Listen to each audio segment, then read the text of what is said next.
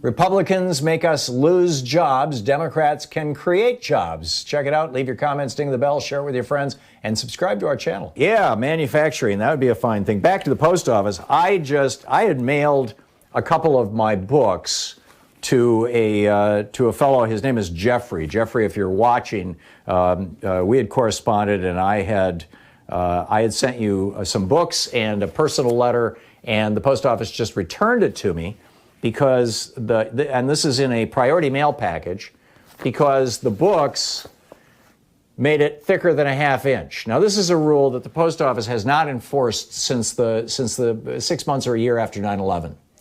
Right after 9/11, they started saying, if you try to send a priority mail package that's thicker than a ½ inch, you've got to bring it in person so that they can test and make sure it's not filled with bombs or anthrax. Remember that? Well, they're enforcing that again. I sent this 2 weeks ago from Portland, and it arrived in my post box, in my mailbox yesterday, returned to me from the post office. Attention mailing customers, we regret to inform you that your mail was not collected or is being returned to you due to heightened security concerns. This is the stickers that they were passing out back in 9/11. Any mail piece over 1/2 inch thick that uses postage stamps must be it must be presented by a customer to a retail service associate at a post office location for shipment. And I did not buy stamps for this, but there's a stamp printed on the envelope. So, it's like, and so it's like the post office, and it took 2 weeks for the post office to return my own, my package. This is nuts. So, Jeffrey, I'm going to send them out again this afternoon in 2 packages that'll be half as thick, and hopefully the post office will deliver them.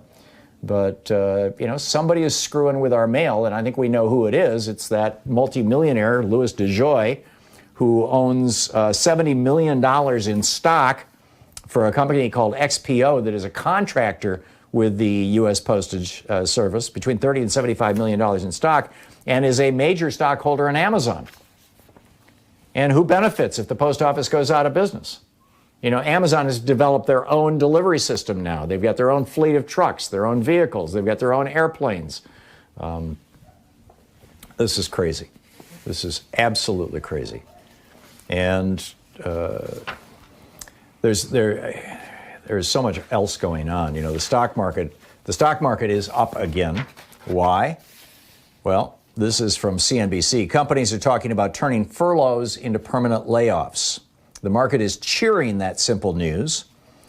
Companies' profits beat expectations by 22%, while revenue only went up 1%. Well, how did that happen? How does a company's profits go up 22% when their total revenue only went up 1%? They laid off a bunch of workers.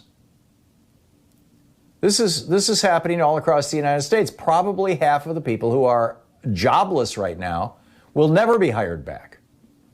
American business is reorganizing themselves. To quote CNBC again, companies have gone on a dramatic cost-cutting initiative far in excess of analyst expectations that have significantly boosted bottom-line returns. Cost-cutting, another way of saying getting rid of employees, shedding employees. And this is another reason, this speaks to why we are literally losing thousands of factories a day. In 1998, we lost 578 factories. In 1999, we lost 3,800 factories, 269,000 jobs in that 1 year, 1999. In 2000, we lost 3,600 factories, 66,000 jobs. In 2001, and then Bush comes into office and really kicks this up. In 2001, we lost 4,700 factories, 364,000 jobs. In 2002, the second year of Bush, we lost 6,665 factories and 1.495 million jobs in 1 year. In 2002. In 2003, we lost 8,000 factories and 722,000 manufacturing jobs. And then the Bush crash in 2008, we lost 5,900 factories and 1,451,000 jobs. In 2009, you could attribute some of this to the Bush, the Republican Great Recession.